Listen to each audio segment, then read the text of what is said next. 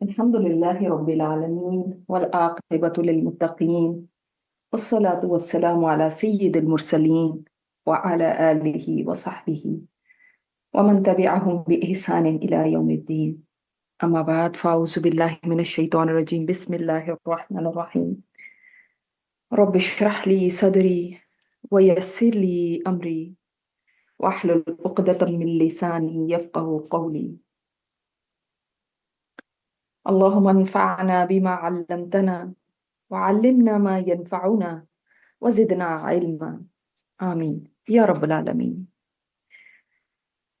ہم رمضان کے آخری عشرے کی بھی آخری راتوں میں داخل ہو چکے ہیں، اور ہمارا دین ہمیں یہ ترغیب دیتا ہے، ہمیں انکریج کرتا ہے کہ ہم اپنے اعمال کا جو آخر ہے اس کو بہترین کریں، یعنی ہمارا جو عمل آخری ہو، جیسے زندگی کا آخری عمل، دن کا آخری عمل۔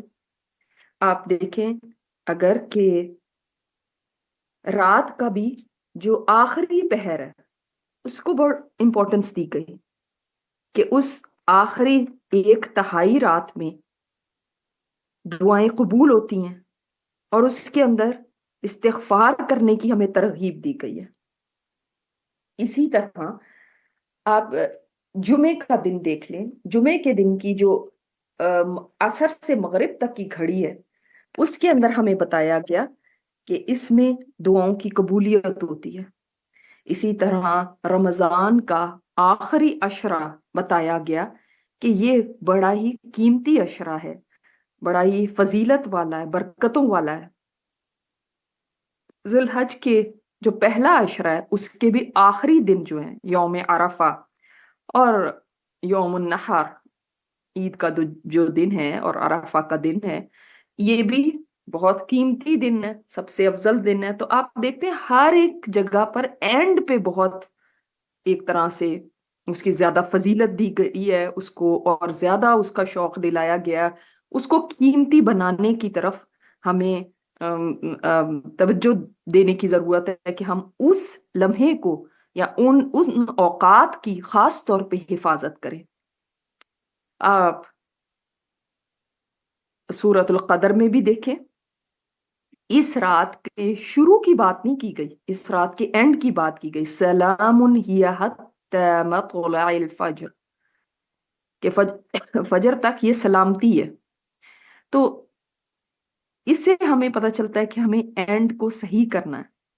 اکثر لوگ اینڈ میں آ کے تھک کے بیٹھ جاتے ہیں، جبکہ اعمال کا دار و مدار ہی ان کے خاتمے پہ ہے۔ اس لیے آپ دیکھیں نا، اپنی زندگی کے بھی کوئی لوگ ہیں جو خاتمے کی طرف جب جاتے ہیں تو بہت اس کو اچھا کر لیتے ہیں۔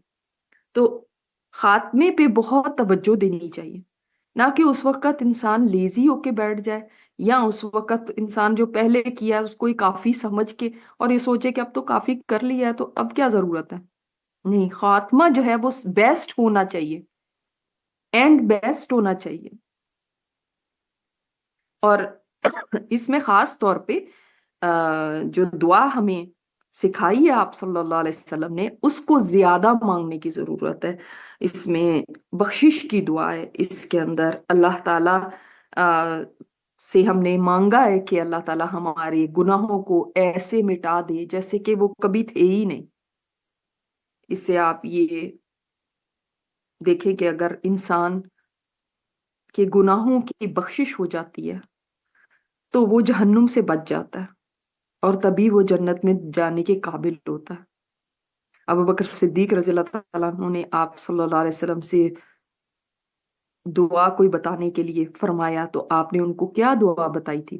اللہم انی ظلمت نفسی ظلما کثیرا، کہ آپ دعا کیا کریں کہ اے اللہ میں نے اپنی جان پہ بہت ظلم کیا، بہت زیادہ ظلم کیا۔ یہ کس کو سکھائی جا رہی ہے دعا؟ ابو بکر صدیق رضی اللہ تعالیٰ عنہ کو۔ حالانکہ انبیاء کے بعد اگر کسی کا مقام ہے تو ان کا مقام ہے۔ اور آپ دیکھیں کہ سب سے پہلا عمل جو انسانیت کی طرف سے ہوا وہ بھی آدم علیہ السلام کی توبہ ہی ہے، اور شریعت چاہتی ہے کہ آپ کا آخری عمل بھی توبہ ہی ہو۔ توبہ کا دروازہ اتنا وسیع ہے کہ مشرق اور مغرب کے درمیان جتنی وسعت ہے اتنا اس دروازے کی دو چوکاٹوں کے درمیان اتنا فاصلہ ہے، اور یہ دروازہ کھلا ہوا ہے جب تک حلق میں جان نہ آ جائے۔ یہ دروازہ اللہ تعالیٰ کی طرف سے انسان کے لیے کھلا ہی رہتا ہے۔ تو رمضان چاہے اینڈ ہو رہا ہے، چاہے ابھی تک اتنی فرصت نہیں ملی، تب بھی اینڈ میں بھی توبہ اگر کر لیں گے ابھی بھی وقت ہے۔ تو لہٰذا جو پوری رات نہیں بھی جاگ سکے تو ان دعاؤں کو ضرور مانگے، چاہے تھوڑی دیر کے لیے وقت نکالیں، لیکن اس عشرے کی ان راتوں سے غفلت نہ برتے۔